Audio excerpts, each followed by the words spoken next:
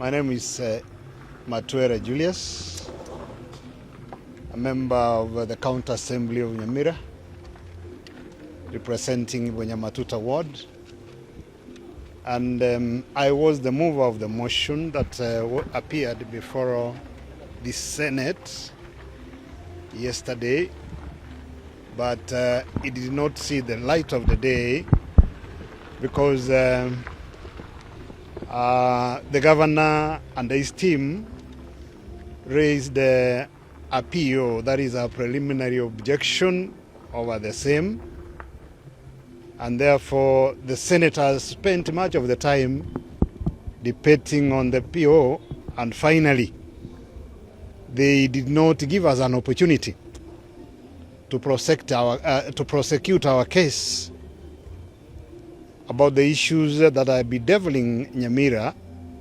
For quite a long time we have seen issues that have led to stagnation of development in Nyamira. Some of them being corruption, impunity, and many other issues that are negatively affecting our county.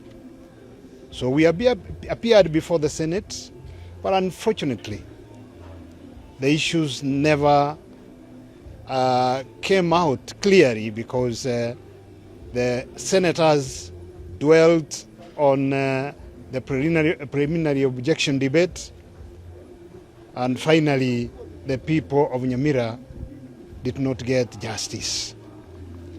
It's unfortunate, and we are still saying the people of Nyamira do not lose hope. God is with us. There is light at the end of the tunnel, because we shall not relent. We shall continue pushing over this issue until your case is heard. I'm George Morarabuga, the leader of majority in the County Assembly of Nyamira. We are here quite disappointed as members of the County Assembly of Nyamira, having brought one of the best motions of impeachment as testified by the Senate in their preliminary observations. That motion by the House, which was initiated by Julius Matuera, had over 15 grounds or particulars in the 2 grounds of impeachment. We were very much surprised with how our good Senate processed our motion in the House. Previously, a day before, the Assembly had been asked to produce enough copies for the entire Senate, including the legal counsel and the executive who were defending that. That was a big cause to the Assembly. We were therefore surprised when in the Senate proceedings, a very, what we think a very minute issue of a preliminary objection came up, and it overshadowed what the contents and the substance of what we had as Nyamira County Assembly to the Senate.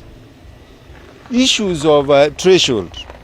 The Assembly of Nyamira was asked to produce 3 MCAs whose seats were vacant. Our colleague, Honorable Elijah Osiemo, may his soul rest in peace, who passed on in 2023. The Senate was asking us to produce him so that he can vote. Honorable Dennis Kebaso, who the court nullified his election, the Senate was asking us to produce him to vote. Honorable Thaddeus Nyambaro, who resigned and was promoted to the position of the Speaker, he was being asked by the Senate, we convert him back to an MCA so that he can vote. That is clearly an hurdle to the assembly which they cannot be able to do. Secondly, the leader majority of the Senate, Honorable Haron Cheriot, who has handled a motion like this before. In fact, a motion of the neighboring county, Kericho, his own county. When such a motion came, the Kericho County motion of impeachment, the preliminary objection in the Senate was relegated to be the last item to be processed by the Senate. Why was it so exceptional for Nyamira County? Why did the Senate, even after everything was clear by the preliminary discussion by the Senate, 3/4 of the senators were supporting and were seeing the grounds as substantial enough? What happened? That 1 hour break that my colleague leader majority in the Senate asked for.